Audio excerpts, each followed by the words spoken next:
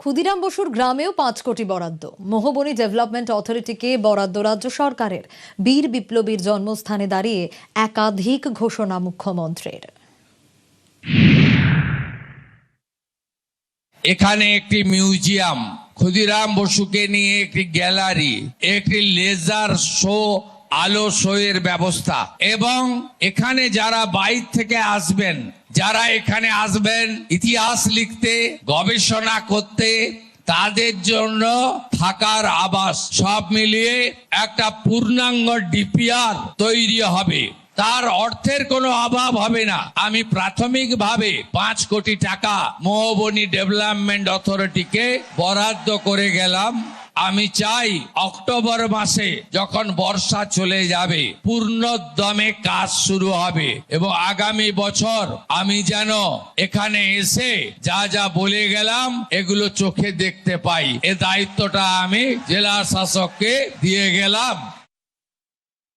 কেশপুরের মোহবনী গ্রাম, যেটা ক্ষুদিরাম বসুর জন্মভিটে, এবং 11ই আগস্ট 1908-এ ক্ষুদিরাম বসুর আত্মবলিদান দিবস, যেদিন দেশমাতৃকাকে ভালোবেসে ক্ষুদিরাম বসু তিনি ব্রিটিশ শাসনকালে নিজের আত্মবলিদান দিয়েছিলেন, জীবন ত্যাগ করেছিলেন ফাঁসির মঞ্চে। সেই ক্ষুদিরাম বসুর জন্মভিটেতে আত্মবলিদান দিবসে তাকে শ্রদ্ধা নিবেদন করলেন রাজ্যের মুখ্যমন্ত্রী শুভেন্দু অধিকারী। প্রথমবার স্বাধীনতার পর কোনো মুখ্যমন্ত্রী তার জন্মভিটেতে দাঁড়িয়ে তাকে শ্রদ্ধার্ঘ্য নিবেদন করলেন আত্মবলিদান দিবসে। ক্ষুদিরাম বসুর পৈতৃক ভিটে সুসজ্জিত, সংস্কার, এবং এখানে গড়ে তুলতে হবে লাইব্রেরি। ক্ষুদিরাম বসুর জীবন, তার জীবনাবসান এবং তার আত্মবলিদান, তার লড়াই, সবটাই তুলে ধরতে হবে আর্ট গ্যালারি এবং লেজার শো এর মাধ্যমে।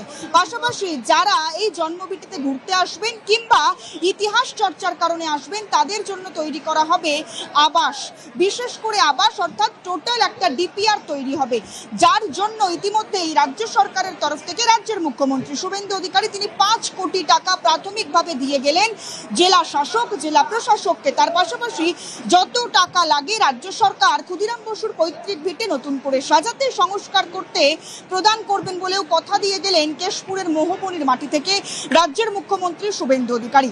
ক্যামেরায় খোকনের সঙ্গে সুস্মিতা, নিউজ 18 বাংলা, কেশপুর। এবার খুলছে কেশপুর ফাইলস। পুরনো মামলার তদন্ত শুরু করুন, এসপি কে নির্দেশ মুখ্যমন্ত্রীর।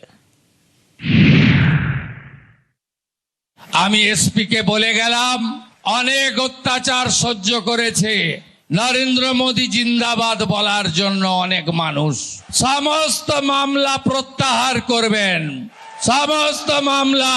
সামনে যারা বসে আছে এদেরকে জেল খাটিয়েছে মাসের পর মাস। আমি ভুলিনি 24 সালে লোকসভা ভোটে এই কেশপুরে আমাকে সভা করতে বাধা দেওয়া হয়েছিল, মানিনি আমি। মানুষ আসেনি, কিন্তু আমি এসেছি।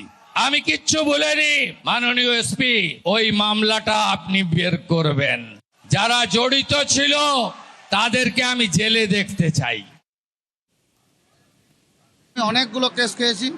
ইভেন আমার ওই কেসের জন্য আমার মা বাবাকে সোনা গয়না বিক্রি করেও আমাকে বেল করে জামিন করে আসতে হয়েছে। দাদা যেটা বলেছে যে সমস্ত কেশপুরবাসী, জঙ্গলমহলবাসী এই কেস থেকে যদি মুক্তি পায়, তাহলে আমাদের আর কি বলবো, শুরুতেই যদি এত কিছু পাচ্ছি। শুধু বিজেপি করেছি এইটুকুনের অপরাধে আমাদেরকে মিথ্যে 34টা কেস দিয়েছে। বারবার জামিন হওয়ার জন্য যেতে হয়, বারবার আমাদেরকে হ্যারাসমেন্ট হতে হয়, বারবার ধরে আমাদেরকে নিজেদের গাঁঠের টাকা দিয়ে আমাদেরকে কেসটা নড়তে হয়। খুবই ভালো লাগছে, আমরা আপ্লুত যে এরকম মুখ্যমন্ত্রী পেয়ে, যিনি আমাদের মিথ্যা কেস এবং মামলা তুলে নেওয়ার জন্য বলেছেন। মানে লাগাতার মিথ্যা মামলা, প্রায় আনুমানিক 12 থেকে 15টা কেস আছে। উনি যা বলে গেলেন, আমরা মুখ্যমন্ত্রী হিসাবে না, আমাদের প্রিয় দাদা হিসাবে যা বলে গেলেন, আমরা খুব গর্বিত।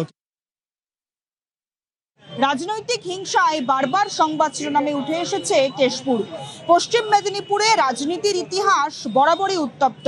সেই রাজনৈতিক পালাবদলের আগে, অর্থাৎ তৃণমূল কংগ্রেসের আমলে বিজেপি করার অপরাধে, প্রধানমন্ত্রীর নাম নেওয়ার অপরাধে একাধিক বিজেপি কর্মীর বিরুদ্ধে দেওয়া হয়েছে মিথ্যে মামলা, তাদেরকে খাটতে হয়েছে জেল। এমনটাই মুখ্যমন্ত্রী শুভেন্দু অধিকারী আজ কেশপুরের মাটি থেকে মঞ্চে ঘোষণা করলেন, এবং তার পাশাপাশি এসপি অর্থাৎ জেলা পুলিশ সুপার পশ্চিম পশ্চিম মেদিনীপুরের, তাকে নির্দেশ দিলেন যে সমস্ত বিজেপি কর্মীর বিরুদ্ধে মিথ্যে মামলা দেওয়া হয়েছে, এখনো পর্যন্ত সেই মামলায় ঝুলে রয়েছেন তারা, তাদের উপর থেকে মিথ্যে মামলা সবকিছু প্রত্যাহার করতে হবে।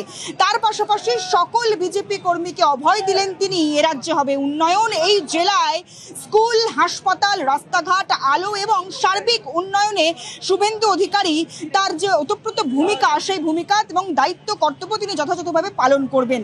আর সেই খবরে, অর্থাৎ মামলা প্রত্যাহারের খবরে কার্যত খুশির হাওয়া বইছে কেশপুরের বিজেপি কর্মী সমর্থকদের মনে। ক্যামেরা খোকনের সঙ্গে সুস্মিতা, নিউজ 18 বাংলা, কেশপুর।